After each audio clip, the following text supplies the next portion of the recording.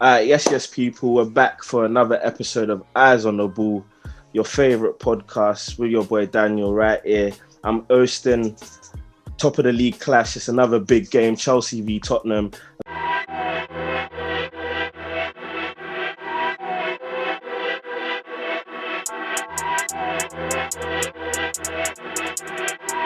Yo, I'm tryna get my sterling up in the city, so s'il play. As soon as my child can walk, it's straight Project Mbappe. But all the verbal, as soon as I hear that whistle, we get straight to the action. Come on lads, where's the passion? Do like Matisse, we wear headbands for the fashion.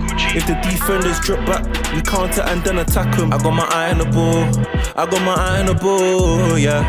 I got my eye on the ball, I got my eye on the ball, yeah. I got my eye on the ball, I got my eye on the ball. I got my boy Matisse representing Chelsea for me today. What are you saying, Matisse? How you doing? How's it going, bro? Thanks for having me on. It's good to be back. No worries.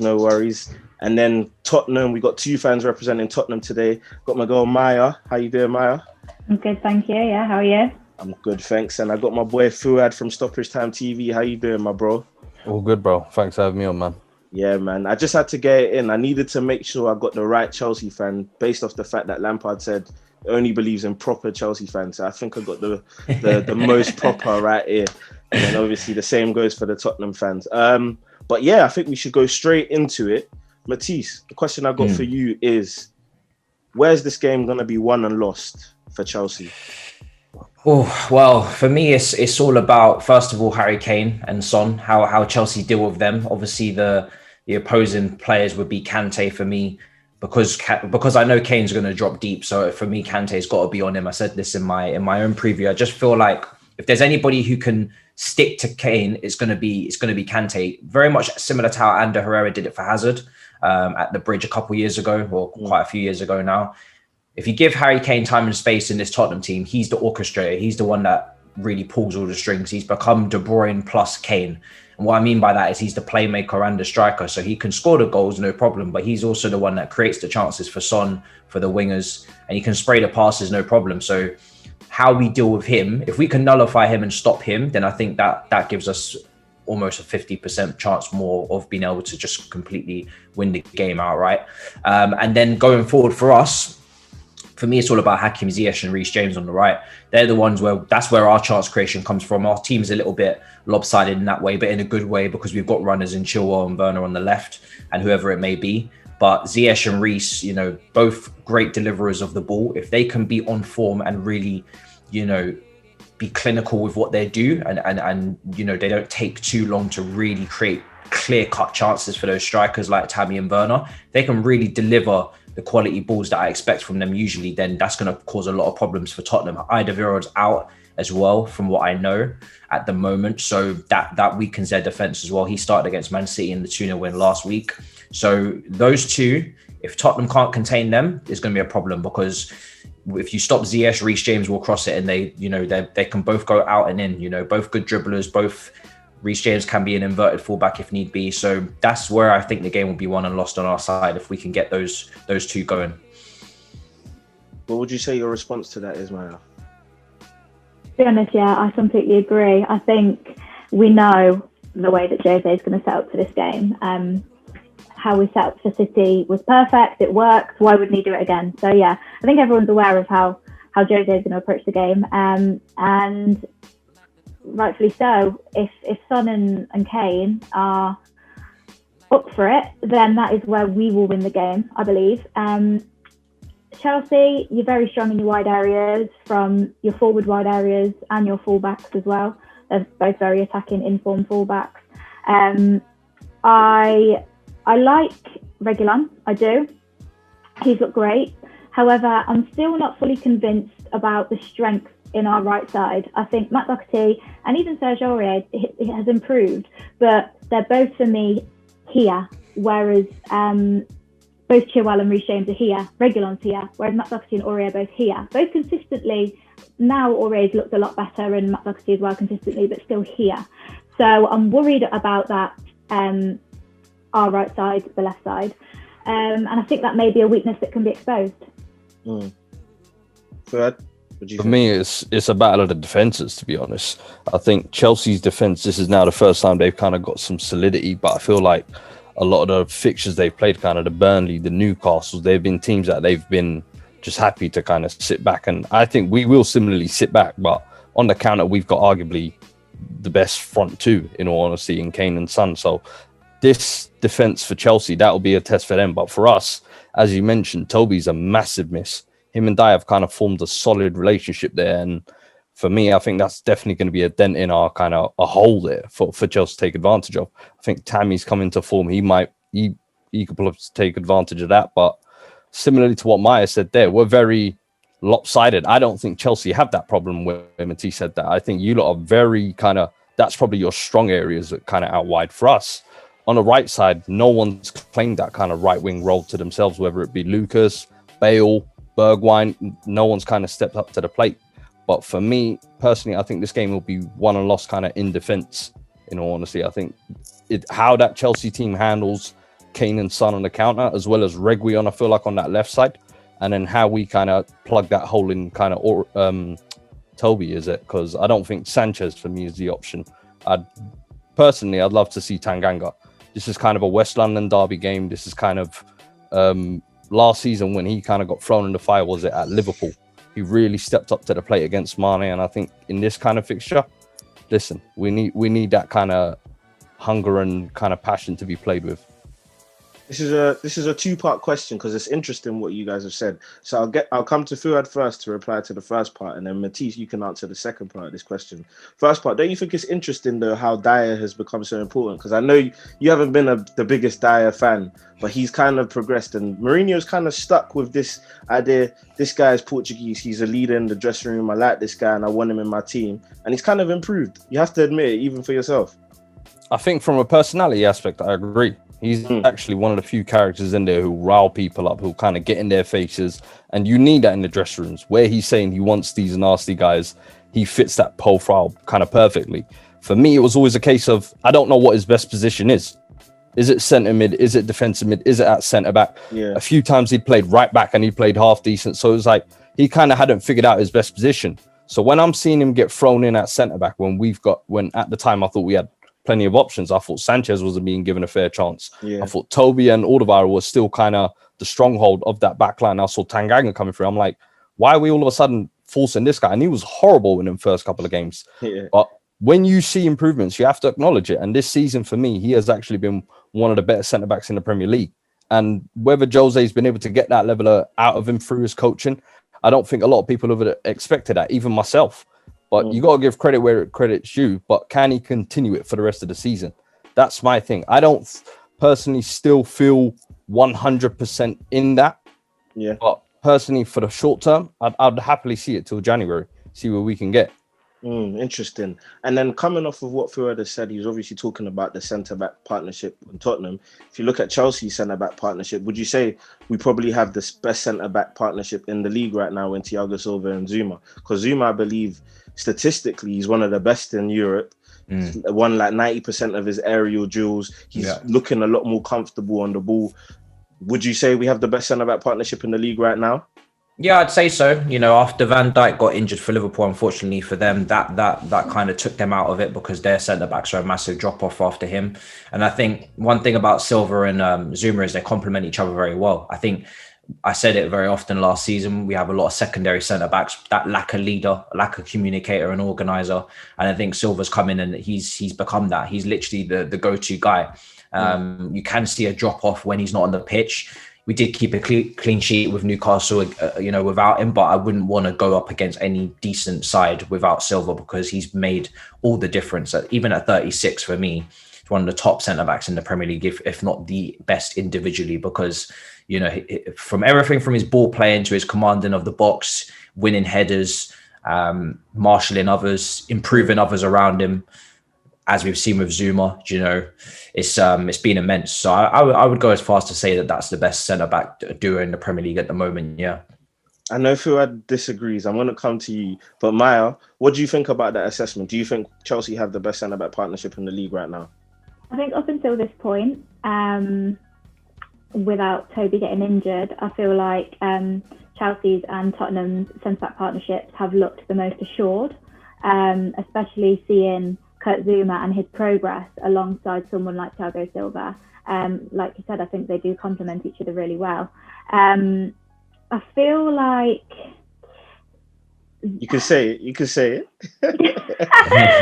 I feel like they are the most informed, and yeah, I would say at this current point in time, probably the best centre-back partnership in the league. You didn't want to say that. I didn't. But I do feel like they're both in form. Thiago Silva come in and made a huge impact to not only just the defence but the whole team in general. Kurt Zouma looks a different player. You know, those defensive errors and some stray passes that we were seeing in games in the past few seasons, it doesn't look like he's making those anymore. I do think it's maybe because it's so improved. For me, that's exaggerating how good I see them, because Chelsea's defence have always been such a problem, and now it's not such a problem. It seems a lot better than it is. But you know what? I'm just going to stop talking and say, yeah, they are probably for me the strongest at this current point in time. Fair enough. Fuad, take the floor. Bro, she hit the nail on the head there. For me personally, they're the most informed pair you can say. Okay. But you look at some of the front lines they've come up against the most recent weeks, it hasn't been exactly the most testing. And we've seen them at points against West Brom, was it? Like, it didn't look great. So for me, I think over the long term of the season, we will see Thiago Silva's age and legs will show. Zuma will continue the trait of having a mistake here and there, and it's fine. It will happen. But it's a case of how long can they keep this good bit of consistent form going? For me, from an ability aspect, I think Ruben Diaz and Laporte, I think, would be the next in line after the Liverpool lot. For me, I think those two just tick so many boxes, and for maybe the next 5 to 6 years, I can see that partnership going. Whether for the Zuma and Thiago Silva, maybe I can't see that. So maybe I'm just looking long term there. But from an ability aspect, I think the City I would put ahead of. But from a form aspect, I got to agree. The Chelsea boys are there at the minute. But I think over the next couple of weeks, there's some big fixtures coming up. We'll see that really tested and see kind of can Thiago's legs really hamper the winter Premier League kind of fixture schedule. Do you see what I'm saying? Listen, the Christmas period tests people. Nah, it's tough, man. Them 36-year-old groins are going to be tested. Nah, it's true. It's true, definitely. I think I want to veer away from the defense just because I honestly do believe this game will be won by the attacks. And the reason why I say that is because obviously Kane and Son have probably formed one of the best partnerships. When we have debates, when these guys retire, they're going to be in the Andy Cole, Dwight York conversation, the Dennis Bergkamp, Thierry. I honestly believe that because their partnership has been great. But then when you look at what Chelsea have as well, with Pulisic coming back, with Kai Havertz coming back, from a Tottenham perspective, who would you say you're most fearful of? Because obviously we know Harry Kane and Son are the main guys. But from a Tottenham perspective, I'll come to you, Maya, first. Who would you say you're scared of the most from that Chelsea attack? I'm going to say if he starts, and I think he will, then Hakim Ziyech. I feel like if he plays on that right side and Reguilon gets caught high up the pitch, as he sometimes does because he likes to go forward, and we can't blame him for that because he's good at that. But if he is to get caught out, then you've got a very, very, very talented player in Ziyech on that far side. And I feel like his stats don't lie in the Premier League. You know, he's only played how many minutes and he's created, I don't know how many chances, but yeah, I think he'll be a real problem for us personally.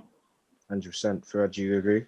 Bro, 100% the exact same. And it's not a case of like Ziyech for me doesn't even have a point to prove. You look at his age, he is what he is. He's a quality proven talent across the Champions League. Whether you want to rate the Dutch league or not, you can judge a football player on his footballing ability and what he does on the ball. And Ziyech is one of those X factor players that can create something out of nothing. Pulisic, I think, coming back from injury, obviously, I don't know how much effect he'll have. Kai Havertz and Werner, they're still adjusting. I think one kind of underlying player that I've seen come back in the last game or two is Kovacic. The way he's able to pull strings from midfield and kind of pull the game and dictate it, I think that could be a key if he does play. And then one passionate merchant who just seems to love this fixture as well is Mason Mount.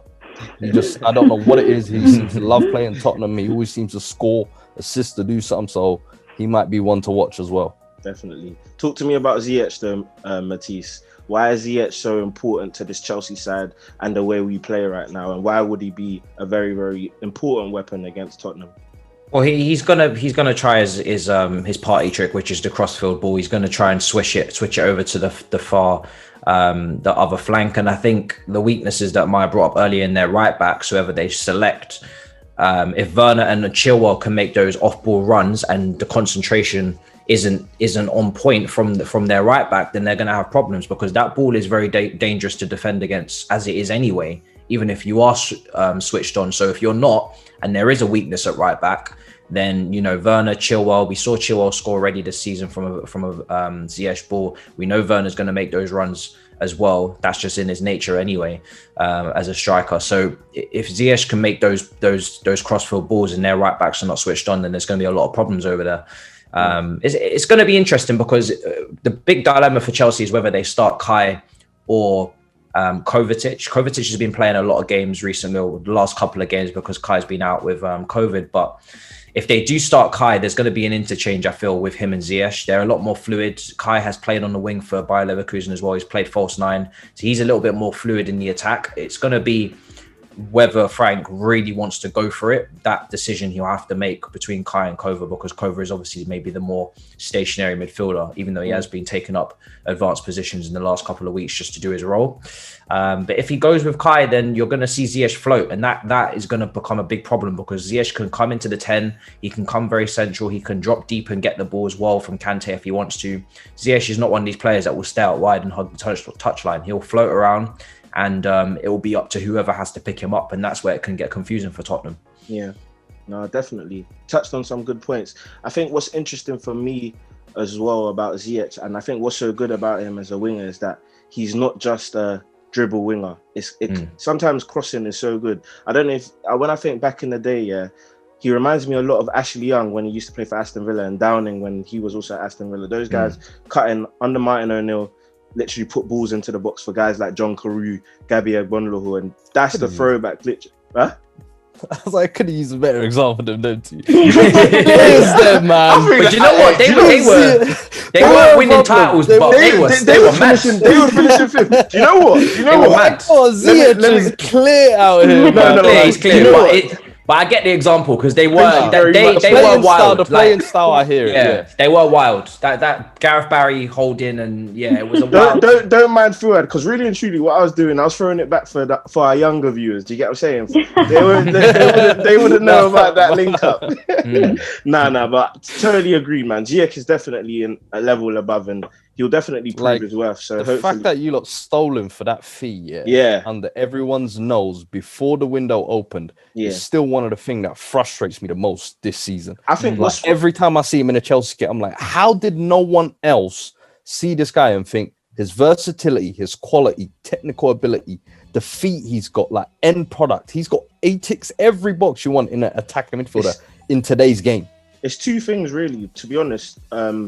I think a guy someone did an analysis on Ziyech and why people didn't want to buy him, and basically it's because of how much he loses the ball. He loses the ball a lot. It's a bit like the Bruno thing, the ball retention thing, and I think it's just stupid. But that's creators create. Exactly.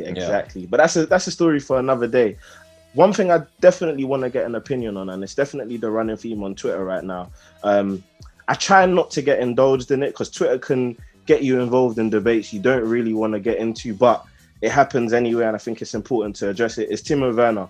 I mean, the last 2 games haven't been the greatest for him in terms of finishing chances, and he's had really, really easy chances. Rennes, it was a sitter. I mean, Rennes game, I told you off air, wasn't really an important game like that for me, but all the same, you want your striker to be finishing chances. Yeah. What do you think, or why is he missing these chances, and what's his role for the game as well on Sunday? Because I think he's going to have a big role. Do you know what it is with these strikers? Werner's got such a high output of goals this calendar year. I think he might be third behind Lewandowski and Messi. He is, when you have a striker that scores that many goals, they also miss a lot of chances. Lewandowski misses a lot of chances. Abraham last season was our top scorer and missed a lot of chances.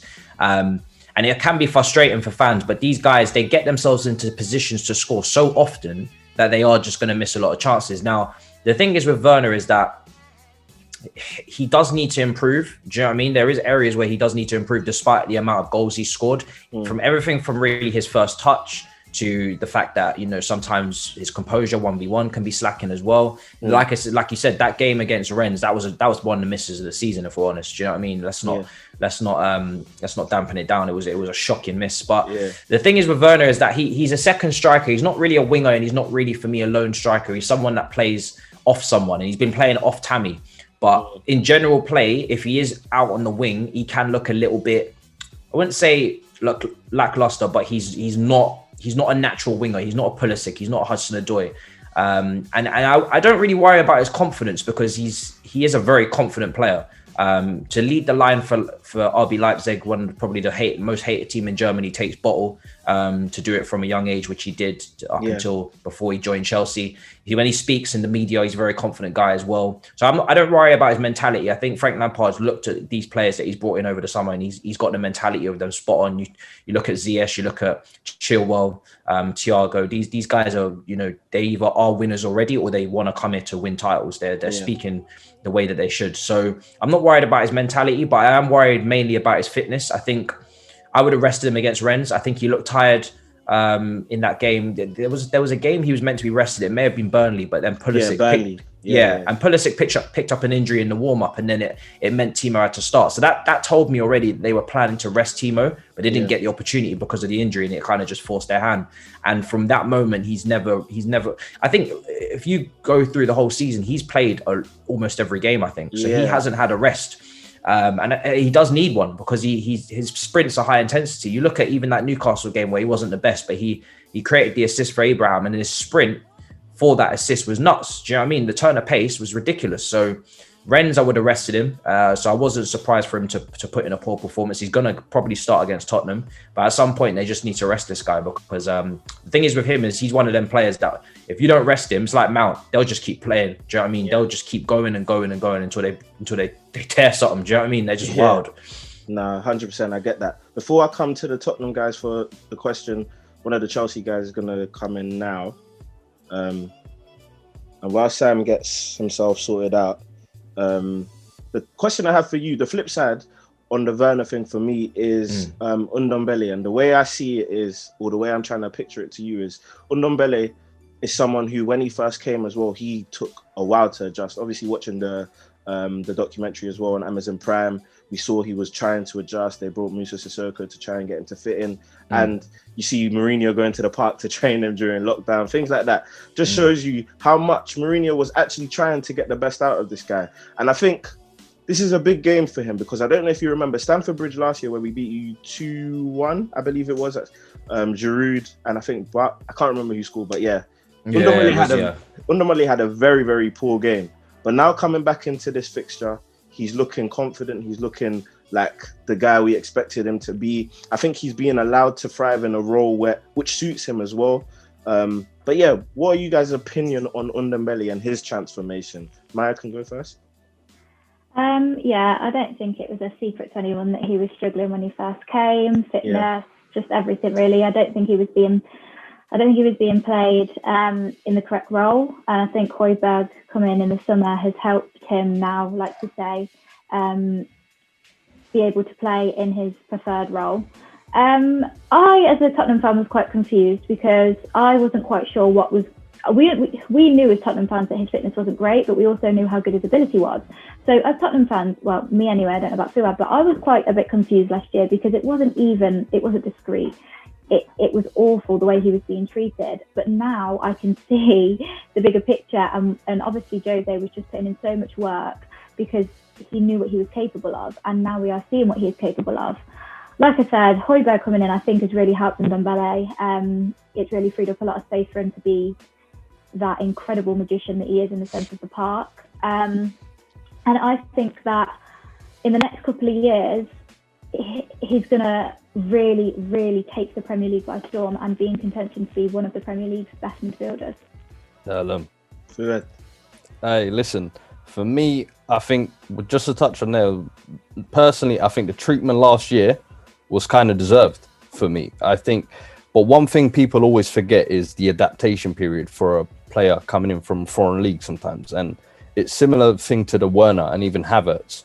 I think people sometimes, because there's a big price tag on a player, you expect immediate, sometimes not realizing this isn't a 27, 28-year-old made product you're buying. It's a 22, 21-year-old who actually still needs developing. Ndombele had only been at Lyon 2 seasons. He'd only just kind of started to get his foot in the game. He still needed to develop and grow. And I felt like the Jose kind of treatment last year was kind of warranted, because some of the performances early on, yeah, he'd got a goal, he'd got an assist early on, but it was very kind of lackluster and kind of, I only want to be kind of on the ball kind of performances. And or was it the Burnley game? 0 sprints they showed. I think the graphic was, or whatever it was that was going around. And it just kind of painted a picture of, do you know what, this guy isn't really trying. And then behind the scenes, you're not seeing him after Corona kind of get selected. You're thinking, hold on, what's going on? Yeah. It's really, you just want to see that effort. All of a sudden in the summer, I don't know what clicked overnight, but it just seemed like he'd got with the program. I feel like he'd realized, you know what, I actually need to still prove myself to this guy, because Jose's an elite manager. He's not the kind of manager you can just turn around and say to you, you've won nothing. What can you kind of teach me? Now, Jose's been there, done it, and won it all.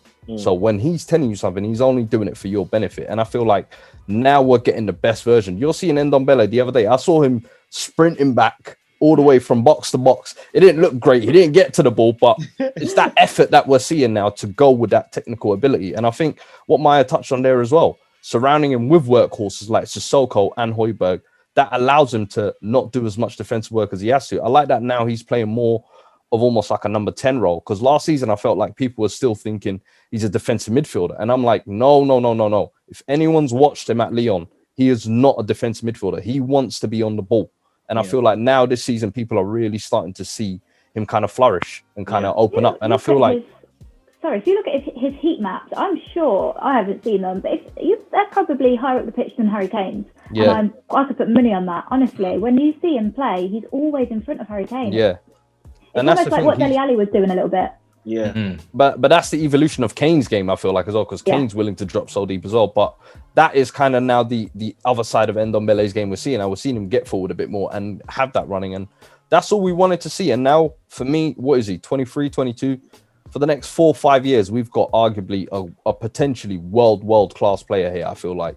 And I just want to see more and more of it, and consistently. That's the most important thing now, consistency. No, I get that. But yeah, we're getting closer to the end. Samuel, what are you saying, bro? You good? I'm so sorry. I'm so sorry that I'm coming late, guys. I just caught it when the Spurs guys were gloating about their team. So I feel their energy. I feel their energy. Literally. So the next question is going to come to you, Sam. I think it's important to get a word on the managers. So what's the case? It's tough. It's tough. I mean, it's pupil versus master.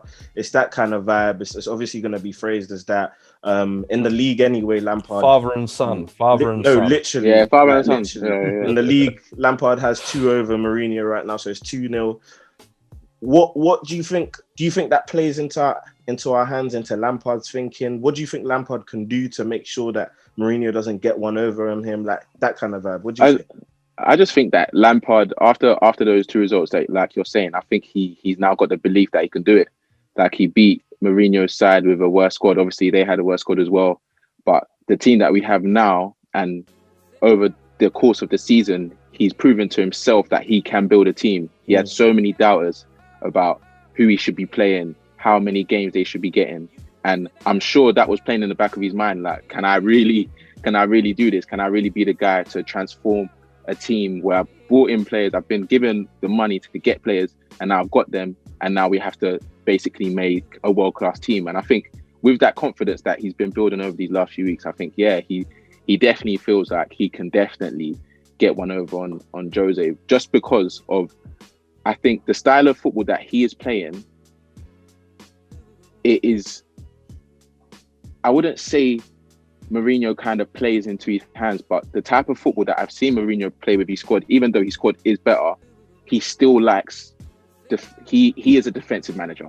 So if you can get onto him, especially with Alderweireld out as well, Sanchez probably coming in, or another one of the young players, if we have our front three attacking their back line, regardless, we're not going to move like City and waste those opportunities. We're going to score a few. Do you get what I'm saying? Yeah. And if that happens, and we're sound defensively, I think it's going to be the same result. Yeah. Before I come to Matisse, if I'm going to be a bit biased, the one difference I think we have against City is City nowadays, I think, have become so obsessed with possession, tiki-taka, move it there. And they're a bit one-dimensional right now. I think for us, you've got Werner, you've got Chilwell on one side, you've got Ziyech you can put in a cross on the other side. And I think just that fluidity and the difference in attack could be the difference. Could be. But hopefully it is the difference. Matisse, your opinion on Lampard and what he can possibly bring to the game to get one over Mourinho? Yeah, I mean, Lampard done the double over Mourinho last season with a weaker squad than he has this season. So if anything, it's really Mourinho. I mean, Mourinho did beat us on penalties this season, but for me, it's Mourinho who's coming up because he was doubted that maybe he was on the decline. Do you know what I mean? Maybe the game's left him behind a bit after his last few managerial stints. He's been winning trophies, but they haven't exactly been Mourinho level successes, I would say, at Man United. So it's going to be, I don't think it's really anybody to prove them. I don't think it is student master just because of the age and the accolades in the role that they're in. But I wouldn't say it's anyone to prove themselves to the other. I think both of them need to prove themselves, to be honest. Mourinho, you know, he needs to prove now, can he be a long-term manager at a top club and not suffer the same fate that he usually does, which is either getting sacked or end up having to leave. So it's going to be interesting. I think if Tottenham are going to mount a serious title challenge, this is the one of the best chances they got in a very freaky season where the title favourites Liverpool are hit with injuries galore. You've got a title winning manager in charge as well who's been there and done it. It's going to be interesting, very interesting between the pair of them. And then the same for Mario and Fuad. What's your opinion on how Mourinho can use his nows to beat Lampard? Okay. Mourinho's a winner. And I'm not saying that Frank isn't a winner and he doesn't have that winning mentality, but we know that it's proven with Jose at least. I love new, fresh managers coming into the Premier League. I absolutely love it. And it's great to see, you know, someone who has such a strong connection with the club. However, if things go wrong on the pitch for one or the other team, I believe that Jose has a winning mentality that he has struck through all of those 11 players on the Tottenham side, whoever plays. Whereas Frank Lampard, I'm not sure I see that winning mentality yet with those players because, like I've just said, Frank's such a new manager. And that is where I think maybe things will come into play. Experience. Jose knows how to grind out a win. I'm not saying that Frank doesn't, but Jose has more experience in it. Just I feel like experience will get the better of this game. But yeah, I don't think anyone has anything to prove. Maybe just in the sense of Frank has something to prove in the sense of he's got an incredible squad and he should be definitely attempting to win a game like this. And Jose in the sense of he has two of the best informed players in the league. If you know, why shouldn't we be winning this game? So yeah, it's swings and roundabouts really. But I do think experience will come into play at the end of the day. And you, Fuad? I think personally, this game is kind of set up for Jose. That's how I see it. It's Abramovich's 1,000 game in charge. He's got he loves kind of a duct, whether it be the one at Newcastle or whatever. I haven't won at this ground. I'm undefeated at this ground. He loves these types of things and he wants to break this hoodoo, I feel like, coming up against Chelsea. And I think both of these managers do kind of have a point to prove, whether it be Jose kind of doing a 360 on what everybody's saying he's kind of done after Manchester and how he's kind of turned the ship at Spurs to where it was 12 months ago, completely sliding and going nowhere. And then to kind of Lampard, who's kind of now got his weapons, like he's now kind of got a good run in as well. So for me, this fixture is kind of a test for both teams to see if they're actual real contenders to Liverpool's kind of injury cropped squad. Who's going to be kind of the real one that steps up for me? So I think both managers have a point to prove, but I think it's definitely set up for Jose to win. And tactically, I think it's kind of perfect. He loves these big games. He's going to do an absolute counter and shithousery 101 lesson. That's how I see 100%. it. 100%. It's not. But that's not gonna. That's not gonna work for every team, though. That's what I'm saying. I think. And this Chelsea team, you're right, because this Chelsea team, that's the one thing they have is weapons in depth. But the one thing I think is that defense is still waiting to be tested. For me, I want to see, for example, Son and Mora pinning back Chilwell and James rather than letting them attack. Because I think the key to you lots of going forward this year definitely comes from the strength of your fullback going forward. I think Reece James and Chilwell add this other layer of that's almost like it's a fucking armada coming towards you. Sorry if you can't swear. and honestly, I think that is going to be key in kind of the shithousing one-on-one, I feel like. Sam, you got a response to that? No, I was just gonna say, like, I think what you're saying is right about the amount of the depth that we have going forward, but I just think you're making it sound like it's so easy to stop Reece James and Chilwell. Like these are players that have grown into these positions. Like at the start of the season, the other Chelsea fans. Son is a problem, you know. Yeah, Son is a big problem, and we're gonna be thinking about him on the weekend. But at the same time, Son, I'm telling you, James, whatever side he goes on, I'm hoping he goes on the left because I want to see James really show him that he can be stopped. And James is kind of showing the world now that what Chelsea has been trying to tell everyone, that this guy is an all-round fullback. He's good going forward. He's solid defensively. I honestly think he can stop any wide man, but it depends on the opposition that he's facing. Obviously, in the last few games, we haven't played that many big games, but this is literally, like you're saying, it's set up for Jose to do his thing. It's literally the same for the Chelsea boys. We haven't had a solid, like a big game like this after a run of games that we've had. So this is the perfect time to show, okay, cool, we can do this against anyone. Like, we're here to stay. And if we get 3 points, we're going to go above you. And that's going to be perfect for Lampard. That's going to be good for the club. We need that. Like, this is even getting me gassed. I need to escape to now. No, 100%. And I think if there's one thing I definitely agree with you guys with everything that's been said, is that the winner of this game, I think it will tell us a lot about what they're doing this season. Like, the winner of this game, I believe, will finish in the top 2, as in facts. I just don't see what will happen after that would cause them not, obviously apart from injuries, bar injuries, let's say going into with these squads, the winner of this game comes out, like, will definitely do big things. So to wrap it up quickly, we're just going to go do a round table, a combined XI based on form.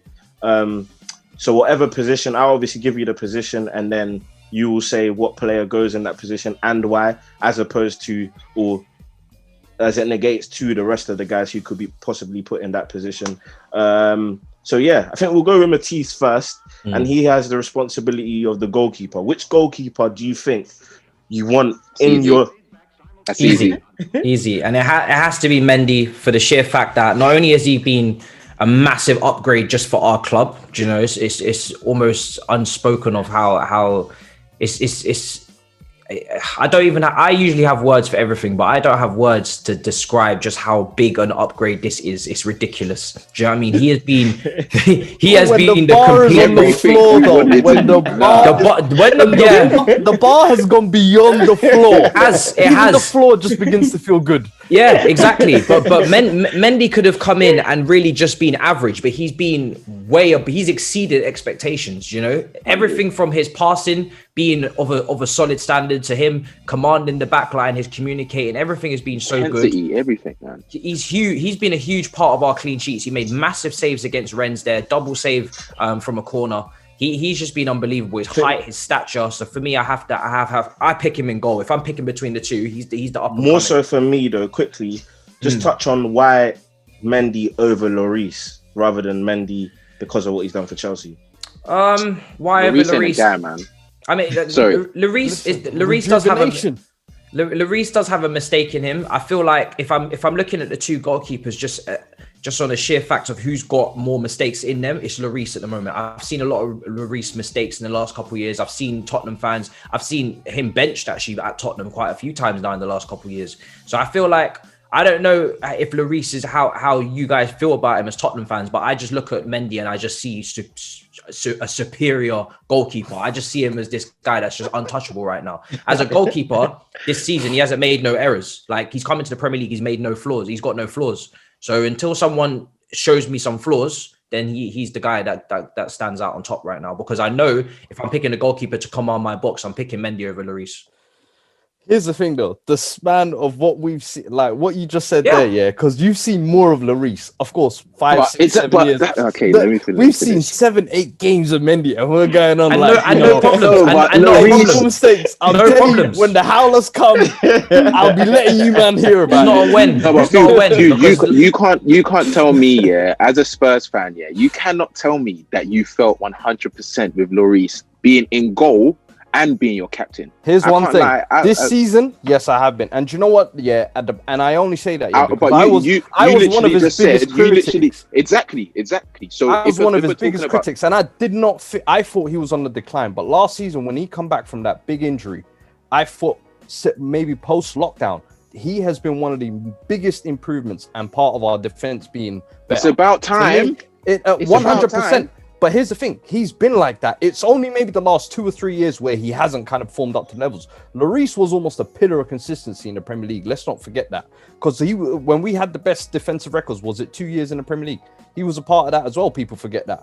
But now, since lockdown anyway, I think till now, Lloris's form has been great for me. I don't think we've seen any mistakes. In that period for me, I haven't seen any. So for me, the rejuvenation I've seen, I'm going over experience and quality. That's the only case I would put for Lloris.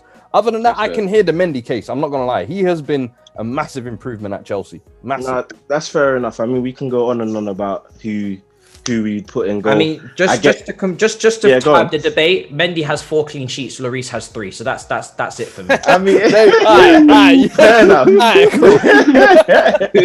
think, am I right in saying Mendy, he's tied for the most clean sheets in the league right now? I believe so, yeah. And he hasn't played every game, by the way, because he was late. Came late, yeah. Because Kepa was starting. One thing I love about him, he's putting respect on black goalkeepers' names. Exactly. Oh yeah, 100%. Definitely.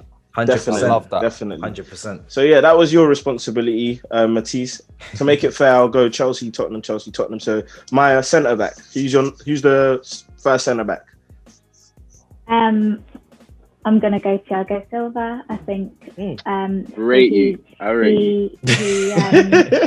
Probably number one out of all the options I've got, purely for what he brings to the team. His leadership, still his quality, pace not so much, but you'd expect it.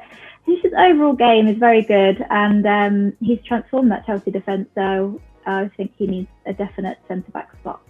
Just a reminder to the viewers out there, I've had no influence on this team whatsoever. It's great stuff. Sam, come to you for the next centre-back spot. Who you going? Zuma. I think he had a lot of doubters. And I'm saying that to balance it out as well. I don't think that there's any other Spurs centre-back that I would have over Zuma and Thiago Silva anyway. So I would have said either of them if one of the others didn't say them. But yeah, I think Zuma's had an up and down career. Obviously, he had that serious injury that set him back quite far back.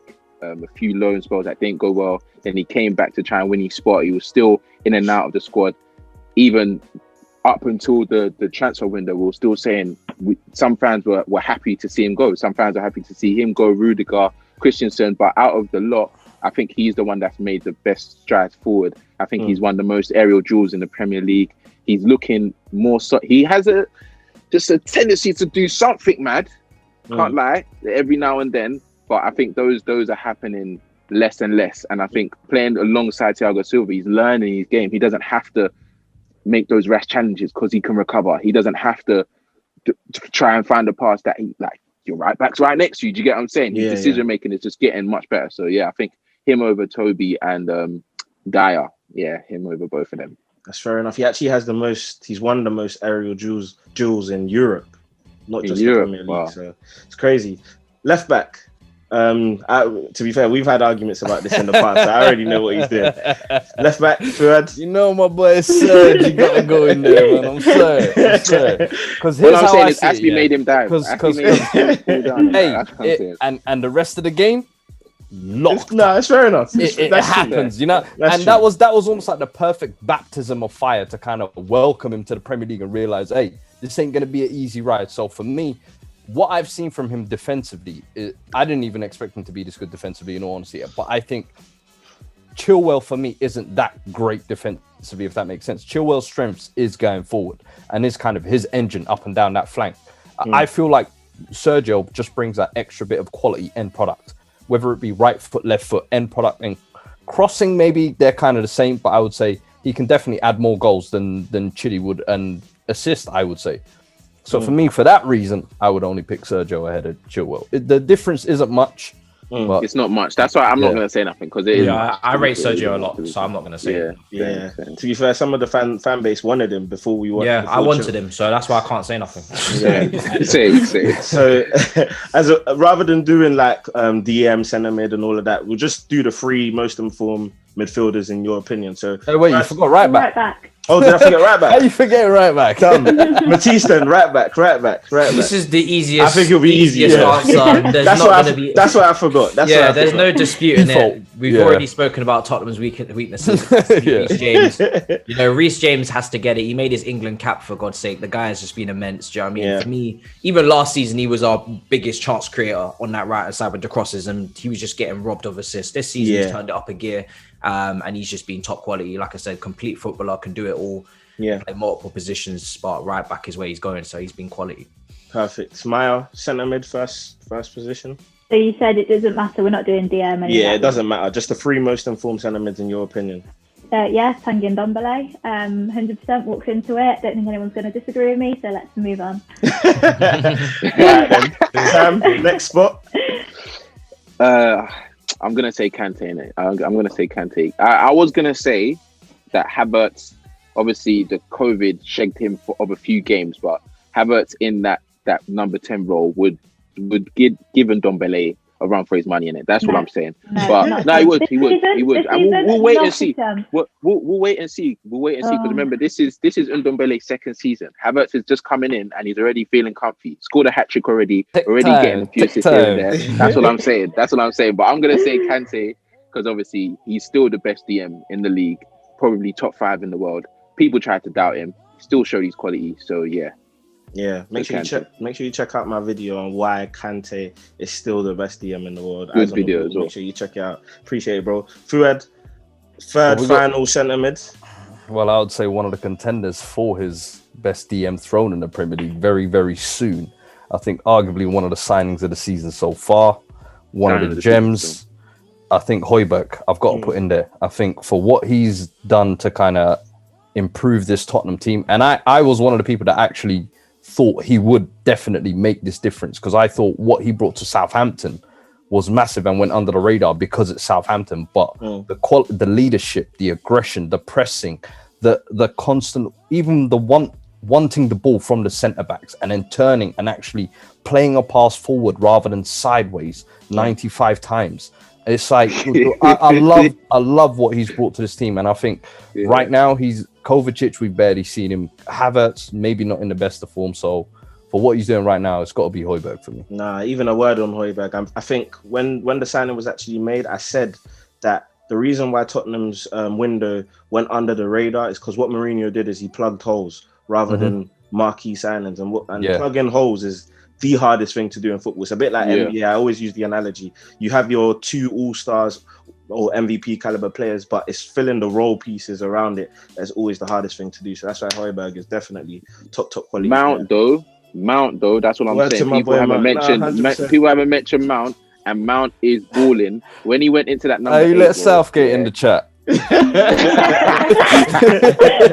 I'm saying, at the beginning of this season, he was being played out of position because of his work ethic. Obviously, the manager's favouring because he can do multiple roles. He might not be as well on the ball as certain players, but his work ethic off of the ball, I think people underappreciate that and undervalue that sometimes. But now he's gone into that 8 role and he's really proving on the international stage and at club level that he's a guy in it. But Højbjerg has been hard, so I can't. Nah, definitely, man. Try out my boy Mount, man.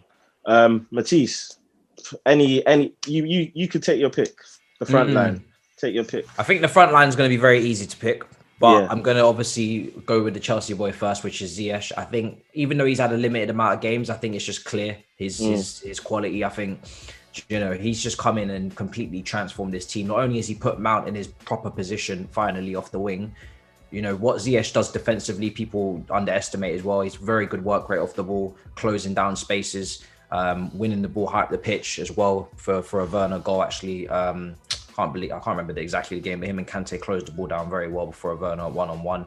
But his creativity, man, he's just, the thing about Ziyech is he's got arrogance, and it's a good arrogance because it actually seems to rub off on some other players. Yeah, it rubs off on some other players, and they start doing tricks as well. And he's the kind of guy, no matter if he messes up a ball, he continues to keep trying the ball, and it will work eventually. And that's what happened against Sheffield United. You know, he kept trying it, and eventually he found Chilwell. So he's undoubtedly been for me a right winger in this team. I don't think Tottenham have a right winger that is on his level. Yeah, and again, I mean, I repeat it, like I said it off air, I'll always repeat this. I am chance creation over ball retention every day of the week. I let the creators do their job. Like, they're so hard to find. So when you complain about someone who creates for you, gets 3 out of 5 in his completion, and you're complaining, I think there's a problem with you. Maya, your selection for the forward spot.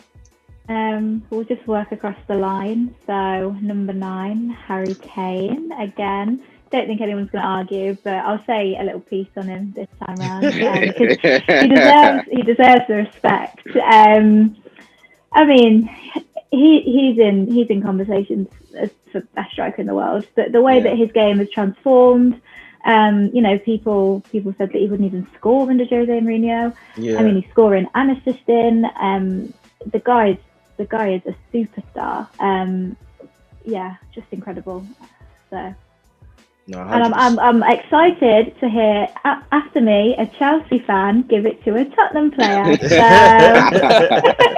Yeah, but even before Sam goes, I mean, Harry Kane definitely. I think for me, what's been so great to see is that transition, what he's becoming as a player, like the full package. I think it's a bit like what Rooney did, but now he's doing it. He's doing it at a younger age. So he has I already said, if not for the injuries, I think he was coming for Alan Shearer's record. Let me say this. We're coming for Henry's record. We're coming for Shearer's record.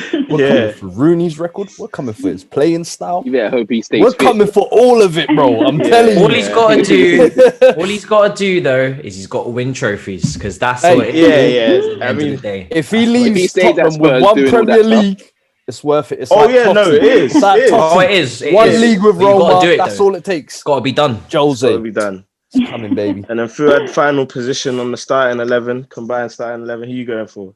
Oh no, it's not Fuad. It's Sam, because I want to hear these words come out of It's Sam. It's Sam. Oh yeah, Sam. It's Sam. I want to hear that too. I want to hear that too. See, I wasn't even going to say thank you. You know what? I'm going to be honest, because I'm not one of them guys. The only reason I'm going to put Son over Werner, is because of his productivity. Yeah, I think once you give Werner a few more months, and let's not forget, he's not a wide man. No, Pooley's in and out of the squad. I can't really put him there. He's not been playing, so that would be unfair. We said form, but I would say Son 100%. I think he's just underrated overall in it. Like, and he's my type of player in it. He works hard, personality, but he doesn't.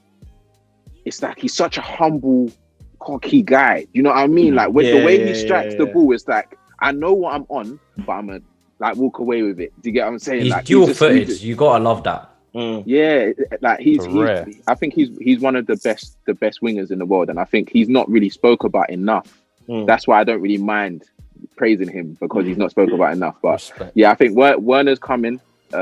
Obviously he's missed a few chances recently. I think he's still finding his feet, still finding. It's cold in London. You know what I mean? Like, so he's just trying to Werner will get goals, but I don't think it will be as a 9. I think if you remember at RB Leipzig, he was coming off the right.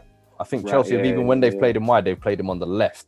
And I think coming off that right-hand side, I just feel like, I don't know what it was at RB Leipzig, but I felt like that angle just gave him more to kind of... It works like Mo Salah. Yeah, it just works for him. I feel like definitely given time, him and Kai Havertz will definitely come good. Yeah, no, 100%. And even on Son, I think for me, maybe, I mean, there's so many arguments to it. I don't really get into the debate of whether he's world class or not. I understand if you say he's world class. For me, he's literally in that category where he's bubbling up, like he's almost there, just needs that maybe one I think season. he's got world class ability. I think Yeah, he's got world class ability. Like, If Son was not playing for Spurs right now and he was playing for Bayern Munich, I think that's what it world is. class. That is where it is. I think that's what it is. Yeah, Let's be real. Because if you look at Bayern Munich's wingers, Gnabry, Sané, they're very efficient. Do you know what I mean? And Son is in that bracket for me. He's just as good as those two. So I think he's a Bayern Munich type player. Do you know what I mean? I wouldn't mind if they come in for him. Do you know what I mean? Easy, I wouldn't. I wouldn't I mind. just he seems like the guy that's just not going to leave Spurs. Like, and I want him to cut, because if they don't win a trophy this season, him and Kane have to go, bro. Because you cannot waste your prime years at a club that just doesn't want to win. Like, obviously wants to win. It's a dying trait in football. Nah, man, there's something iffy with the Sun deal, because the fact that people don't even come in for him is weird. It's very strange. I've said that. Definitely. This summer, I don't even know how we kept him beyond this summer, in all honesty. The slap fact that we had no 150. Champions League football, I thought Barca or someone would have come in and thought Madrid, someone. But Well, Barca's transfer IQ isn't the highest right now, so I'm not. let's be honest. It's very, very low. Yeah, I think he's a very loyal. He's just a loyal person in I general. love it.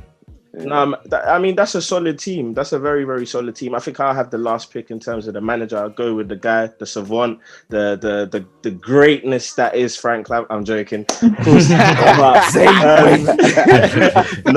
thought you were doing that. Anyone who knows me, of course, man. I'm Jose Mourinho. Obviously, I've got to put my love for him aside for this weekend. But in terms of who my GOAT is, of course, I think Sir Alex is the GOAT. But in terms of who my GOAT is as a manager, definitely Jose Mourinho. I just love the guy. Regardless of what happens, when we go to the stadium and he comes back and we give him a bit of banter, fam, it's all love at the end of the day, for me anyway.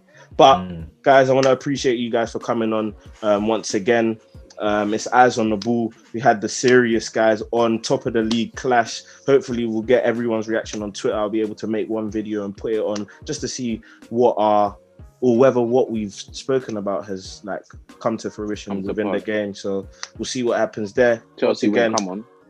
Chelsea win, man, all the way. But yeah, once again, appreciate you guys for coming on. We'll definitely do this again. It's Eyes on the Ball. We out. Nice one.